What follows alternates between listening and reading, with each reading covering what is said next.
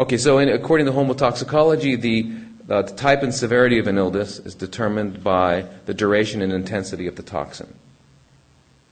And it's the ultimate clogging of this matrix, the blocking of this matrix that results in cellular damage, organ damage, and disease. Okay, so I really like their view of things. And they actually have broken it down to 6 phases of disease.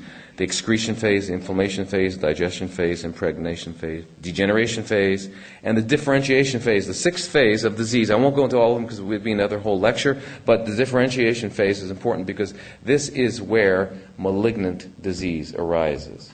Malignant disease is just the end of a sequence. I can't tell you how many patients have sat in front of me and said, I'm really healthy except for the cancer. And it's true. They believe it, they mean it, and it's true. Why? Because we don't know what health is. If you want to get an idea of health, go to a nursery school. Bouncing off the walls, doing somersaults, that's health. That's health. What's the difference between an old man and a young man, besides the shape of the body and all that? Energy. Let's look at the energy. Okay? Remember, energy. He was talking about energy in the matrix. Energy. Why do we eat? We eat to get energy. That energy comes from the sun, through the plants, to the animals. How much energy can you get from eating a corpse?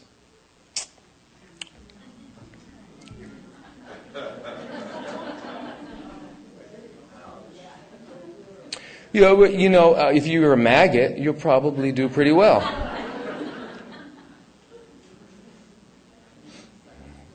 It's unbelievable. But there are still people, I'm sure, in this audience, too, that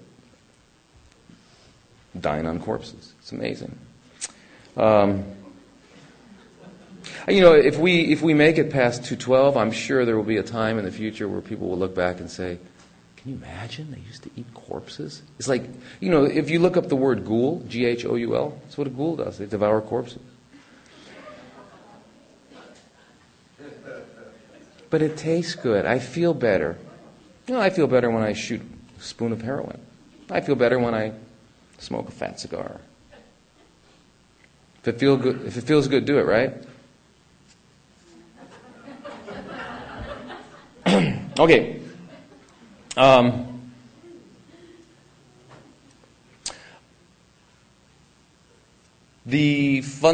What? 10 minutes. Wow. There's no way. The earliest, inflammation is also what we refer to as the fundamental pathology in disease. Inflammation basically goes way back to the Romans. And actually the Egyptians are the first ones to describe it, and then the Romans did. And the Romans gave us pretty much the cardinal signs of inflammation: calor, dolor, tumor, and rubor. Calor is heat, dolor is pain, rubor is redness, and tumor is getting bigger. Okay? So tumor is just something that's larger. Okay? It can be benign, like that, like a blister, or malignant. Okay, so, but anyway, it all has to do with increasing the blood flow, making the blood vessels more permeable so that the tissues get bathed with, the immune system shows up. Okay, the immune system is white blood cells, macrophages, and a whole variety of cells. And they start producing what are called cytokines and interleukins, leukotrienes. And what these chemicals do is they are communicating to the rest of the body what's going on here, all that. And they do that by going into the lymphatics. They send it into the blood, and then they go into the lymphatics, and they get up to a lymph node, and that's where they really, do a lot of work. And so run when the surgeon tells you he wants to remove your lymph nodes because we found a lump in your lymph node. Okay? That lump means your lymph nodes are doing what they were designed to do. Okay? Should we do lymphatic massage on someone with breast cancer? Yeah. No. Make it stagnant. Don't let it move. What happens if it's stagnant? What happens if water gets stagnant? Are you going to drink out of it? No. Okay.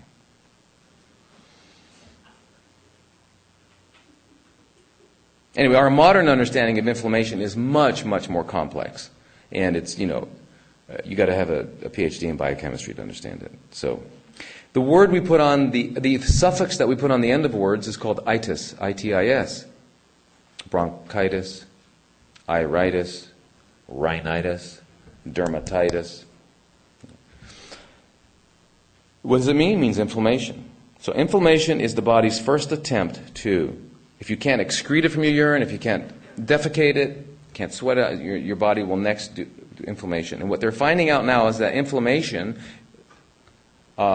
which occurs and then is resolves, occurs and resolves, right? Acute inflammation, you get hit there and it goes away. Okay.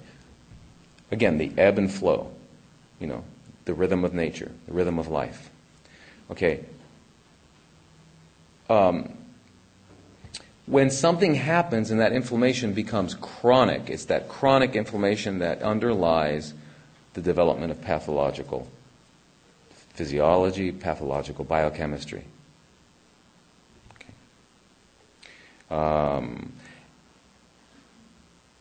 There's so much to talk about. When we talk about lipids are fats. Our bodies produce arachidonic acid and eicosanoids, which are the omega-6 omega-3s.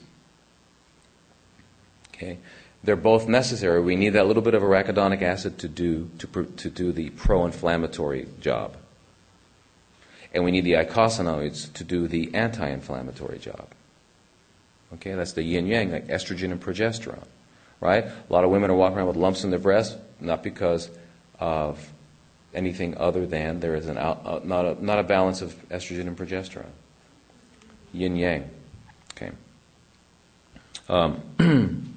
So, arachidonic acid, too much arachidonic acid gets sequestered because it is an absolute poison. It causes total body inflammation. And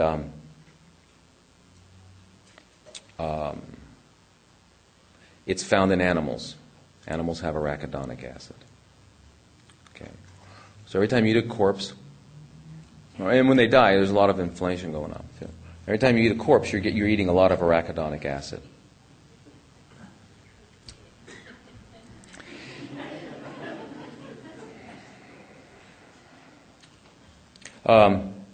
Anyway, one of the ways in which we measure inflammation, how do we measure inflammation? Because was it 2002, I think Life magazine or Time magazine had on their cover, we found the test. There's one test that is more important than your cholesterol. It's called CRP, C-reactive protein.